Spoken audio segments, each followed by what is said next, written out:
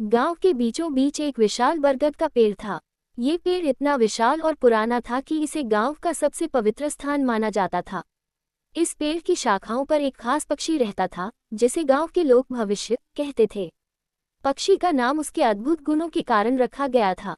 ये पक्षी भविष्यवाणी करने की शक्ति रखता था।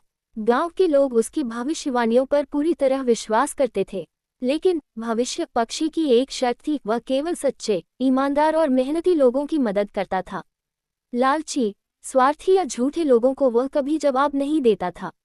धीरे धीरे उसकी ख्याति गांव से बाहर भी फैल गई। रामू नाम का एक गरीब किसान गांव में रहता था।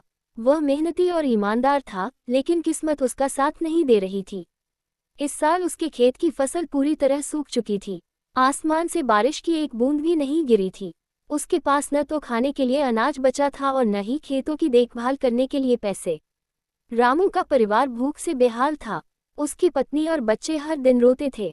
रामू ने अपने दोस्तों और रिश्तेदारों से मदद मांगी, लेकिन किसी ने उसकी हालत पर ध्यान नहीं दिया। आखिरकार उसने भविष्य पक्षी के पास जाने का निश्चय किया। एक सुबह वह बरगद के पेड़ के पास पहुंचा। उसने हाथ जोड़कर कहा, हे भविष्य, मैं एक गरीब किसान हूँ। मेरे खेत सूख गए हैं और मेरे बच्चे भूख से मर रहे हैं। कृपया मुझे कोई रास्ता दिखाओ। पक्षी ने रामू की आंखों में ईमानदारी और मेहनत की चमक देखी। वह जान गया कि रामू की मदद की जानी चाहिए। पक्षी ने अपनी तीखी आवाज में कहा, रामू, पास के जंगल में एक प्राचीन कुआं है। अगर तुम मेहनत करके उसकी नहर खेत तक लाओगे तो तुम्हारी फसल फिर से लहलहाएगी। लेकिन ये काम आसान नहीं होगा। तुम्हें पूरी लगन और धैर्य से काम करना होगा। रामू ने पक्षी की बात पर भरोसा किया। अगले ही दिन उसने जंगल की ओर जाना शुरू किया। रास्ता कठिन था। जंगल में कई जानवरों और खतरों का सामना करना पड़ा, लेकिन रामू ने हार नहीं मानी। जंगल में उसे वो पुराना कुआं मिला। कुआं गंदगी और मिट्टी से भर चुका था। रामू ने अकेले ही उस कुएं को साफ करना शुरू किया। दिन रात मेहनत करने के बाद उसने कुएं से पानी निकालने का तरीका ढूंढ लिया। फिर उसने खेत तक पानी पहुंचाने के लिए नहर खोदनी शुरू की।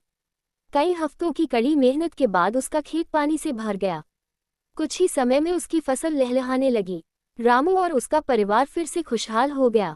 उसने पक्षी का धन्यवाद किया और उसकी कहानी पूरे गांव में सुनाई। रामू की सफलता की कहानी सुनकर गांव का एक लालची बनिया मोहन भी पक्षी के पास गया। मोहन अमीर था, लेकिन उसे धन का लोभ था। वह सोचता था कि पक्षी से कोई जादुई तरकीब मिल जाएगी, जिससे वह और ज्यादा अमीर बन सकेगा।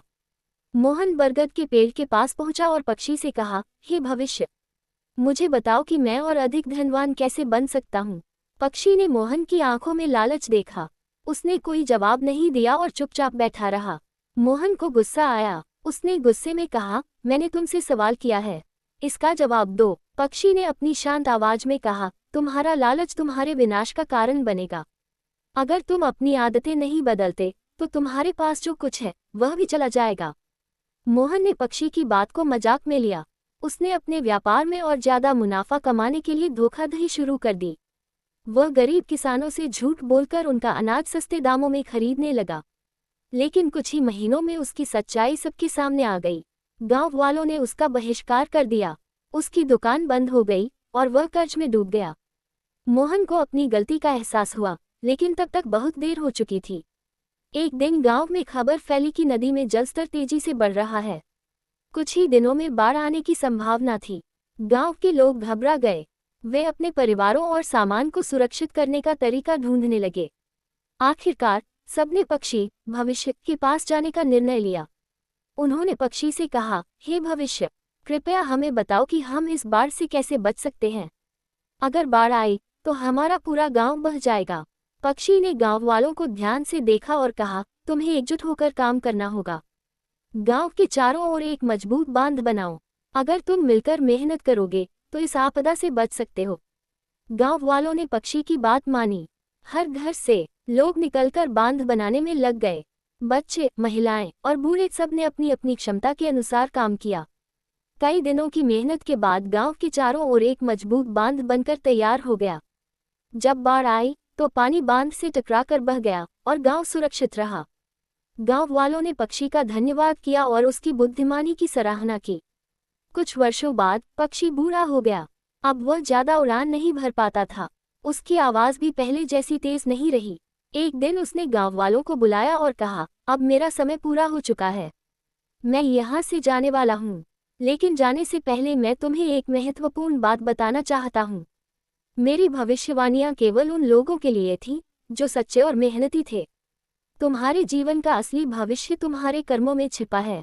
अगर तुम ईमानदारी और मेहनत से काम करोगे तो हर समस्या का हल मिल जाएगा। याद रखना, तुम्हारा भविष्य तुम्हारे ही हाथों में है। पक्षी ने अपनी आंखें बंद की, एक बार आसमान की ओर देखा और धीरे धीरे उड़ गया। वह कभी वापस नहीं आया। गांव वालों ने पक्षी की बातों को हमेशा याद रखा। उन्होंने सीखा कि सच्चाई, मेहनत और एकजुटता से किसी भी समस्या का समाधान निकाला जा सकता है। पक्षी भविष्य अब उनके साथ नहीं था, लेकिन उसकी सिखाई बातें उनके दिलों में हमेशा जीवित रहीं। ये कहानी हमें सिखाती है कि हमारा भविष्य हमारे अपने कर्मों पर निर्भर करता है। ईमानदारी, मेहनत और सही निर्णयों के साथ हम अपने जीवन को बेहतर बना सकते हैं। अगर वीडियो अच्छी लगी हो तो वीडियो को लाइक करें, शेयर करें और सब्सक्राइब करें।